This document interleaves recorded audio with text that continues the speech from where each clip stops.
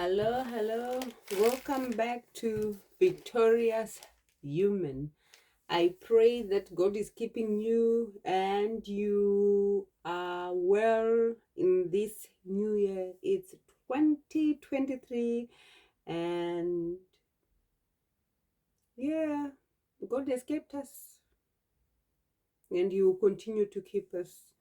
I found this story riveting. I barely read the newspaper, but I was on the train, so I thought, why not grab hold of this metro? So that was in July 21 on a Thursday, 2022. And it's found on page 15 on the section written the expect, and the person who was in charge of the column, I think it's Laura Collins.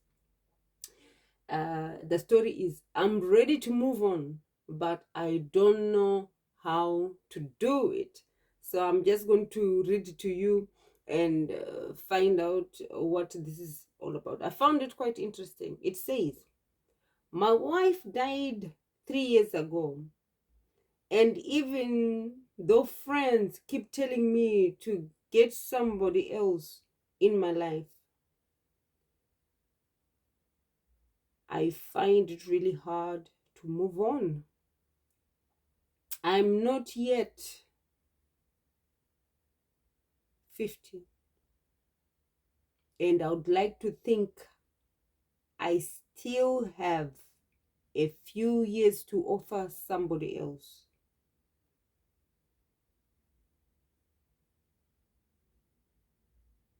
And so, friends, tell me, I am presentable, personable, likable, block. I am embarrassed to admit it, but I have used escorts occasionally just to fulfill my sexual needs. I am ashamed of myself each time, but it feels amazing to be with somebody else, even if only for what? For an hour. While I long for something more permanent, I have 2 daughters aged 5 and 23, and I know they aren't keen on the idea of me meeting another woman who might replace their mother. These are 25 and 23-year-olds. They don't want their mother replaced. Their mother is dead, but they're saying they don't want their mother replaced. They are worried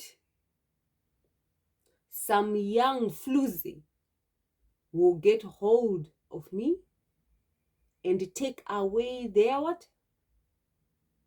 inheritance. So I'm guessing this guy is rich. Even though I've told them that will not happen. They are no longer at home, but visit regularly. I still work and play golf at the weekends. So I feel as much time as I can. But nothing can beat the feeling of making love and waking up to somebody else. Friends offer to fix me up, but I put them off.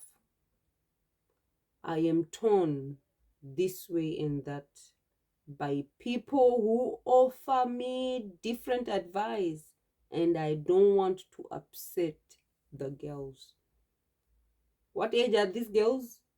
25 and 23. They should be married in their own houses, not terrorizing their father. So here is the answer from the expert. They say, of course, You deserve love. You deserve to love and be loved. And then don't overthink things. You haven't even had a date yet. Never mind had time to fall in love, get married, and disinherit your children. For now, let your friends fix you up and join a dating site and just enjoy the company of women. As for escorts, paid for sex is really fulfilling. Long term, you owe it to yourself to meet someone who genuinely cares for you. Try to be sympathetic to your daughter's feelings, which are only human nature. The right woman will understand how they feel and over time, hopefully, become a friend to them, but never replacement to their mom, who will always hold a special place. With regards to your estate, speak to a lawyer about drawing up a will that makes sure your girls are provided for. And remember, marriage automatically revokes any existing will. I didn't know that, but here. So, in the event of serious relationship developing, it's important to make a will to what?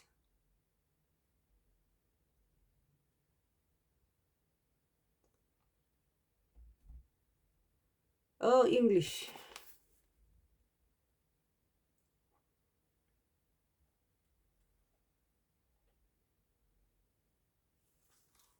In contemplation of marriage,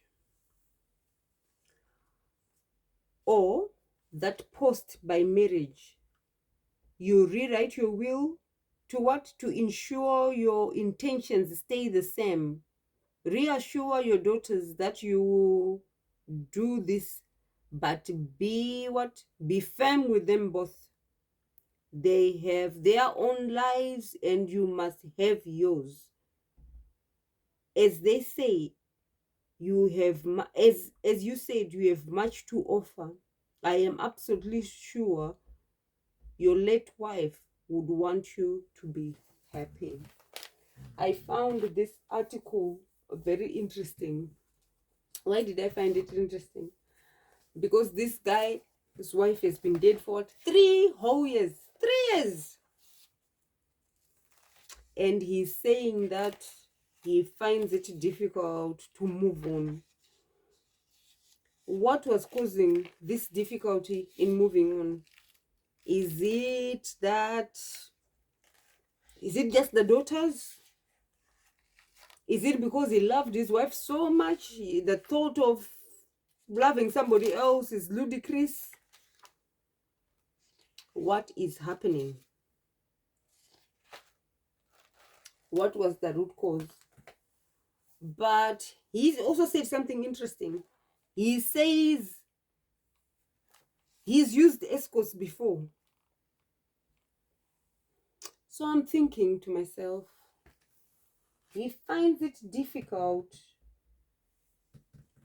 but he's happy to use escorts.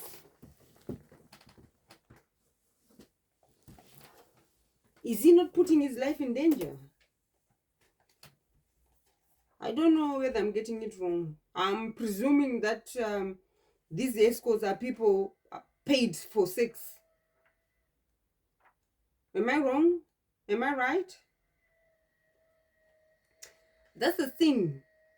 I think people underestimate sex. They think sex is just sex. And there's nothing more to it. You've just pleased your body and you move on. But they don't know there is more happening in the spiritual realm. More than you can ever imagine. And then I'm thinking, these children, come on. 23 and 25, surely they know the importance of having somebody in your life. They themselves, are they not married? Do they not have boyfriends? Do they not have a life of their own?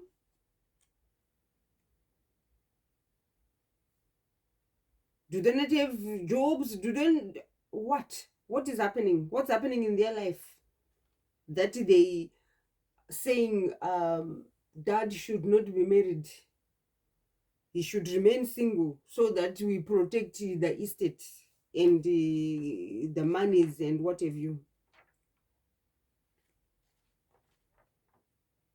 And the fact that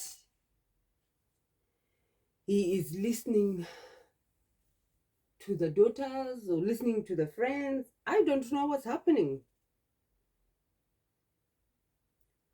So as I look at this topic, I learned one or two things. You know, there's one thing I learned, that the will, you know, when you write a will to say this and that will go to so and so after I'm dead, it becomes null and void if you remarry. I didn't know that. So that is something for people out there to know, that if you do remarry, you need to rewrite your will. And children, just give your parents a break. Understand the situation. The mom is dead. It's not like they're alive. There is hope that something special is going to happen. The other person is still alive. They are dead, buried, gone. So allow your father to live. He's only 50. Allow him to live. And it brings me to a topic. So because he's saying he's sleeping with escorts, I'm like, people take sex so lightly. He's probably thinking, oh, I'm using condoms, blah, blah, blah. So it's safe. And these people are checked, they're tested, so they're safe, they're clean. I'm clean. I'm not seeing anybody else. Did you know? Let's just have a look at condoms. Did you know that they've been around since the 1564?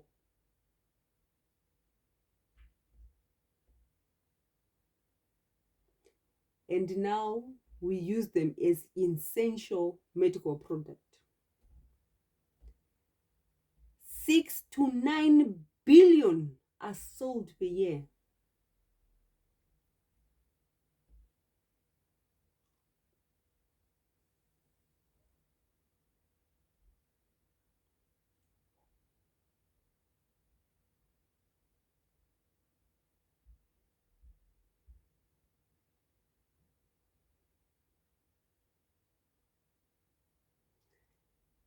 And some people think they limit intimacy and there is no spiritual connection happening when you use a condom. They were designed to protect men from catching diseases and females from getting pregnant. But when you look at the mechanism, you will find they do not really stop anyone catching an STD. A good example of infection is on the pubic region. How does that protect you? Do you see what I mean? So why do I decide to touch on this topic? Well, because many people are perishing because they think they are practicing sex with a condom, unknown to them that all their other body parts are in contact. Skin to skin, kissing, sweating, and everything. Body fluids are being exchanged one way or the other. After looking at how condoms really work, I have come to the conclusion that they are made for couples who did not want to use invasive birth control methods. Nothing more. If I am wrong, correct me. Condoms do not stop your spirits communing. You can wear 2, 3, 4 if you want, but there is still soul transference that is happening. So do yourself a favor and be faithful, because you protect yourself and your loved one. That is really something to think about. There's this artist who sang about safe sex is the same sex. I used to wonder, what is he talking about? What is he on about? What on earth does he mean same sex? He's a Christian, hence he cannot mean what I think he means. So I pondered on that sentence. Each time I heard the song, I would think, why did he say that? What did he mean? I know some of you already figured it out. But hey, it took me a minute to finally realize what he meant. True monogamous relationship. In this kind of relationship, it is a husband and wife forever till death do them apart. Hence the same sex for life, meaning you are sleeping with the same person time and time again. What a wonderful thought that is. And just to make you laugh, really, I was watching this comedy when they said they were practicing safe sex. They had human size condoms. The man was covered from head to toe. He basically went into the condom, and the woman also went into the condom. Now I was laughing. I said, now that is safe sex. That was so funny. I'd never seen anything like that. I've forgotten the movie that I was watching. But yeah, that's funny. That's funny. So yeah, going back to the article, I don't know what you think about this. Are these children being selfish? Oh, you've watched Nigerian movies. You've seen what happens when a rich person passes on. The whole family misses out. Immediate family misses out, and everybody else gains. So maybe that's what they are afraid of. Could everybody else is going to gain and they are going to miss out? I don't know. But I would say, yeah, if only move on if you're really ready to move on. Don't move on just because people are telling you to move on. You know, some people, they just fall in love once and that's it. They don't have it in them to do it again. Not because they're scared or anything, but it's not in them anymore. They don't want to. They don't feel like it's not in them. Others, they're just scared. They've been hurt once, and they're afraid to get hurt before again. Others are like, been there, done that, bought the t-shirt, I don't want to do it again. So this guy, I feel he really has to think, what is the real reason behind? He should stop hiding behind the children. He should stop hiding behind everybody else and be honest with himself. I think it's safer if he remarries and has a stable life, but make sure he finds the right person and do not just rush into it. You don't get married for sex. You get married for other reasons, which you can read up on and find out more about. Anyway, I just found the article very interesting. I didn't know they put such interesting articles. I will try and read some more of it and see if there is more interesting stories. Anyway, that is all from me for now. Remain blessed and continue to be victorious. And read, I think, 1 Corinthians 7, where Paul talks on marriage. Yeah, it will give you a rough idea on how to move forward. Yeah, that's all from me. Remain blessed and continue to be victorious.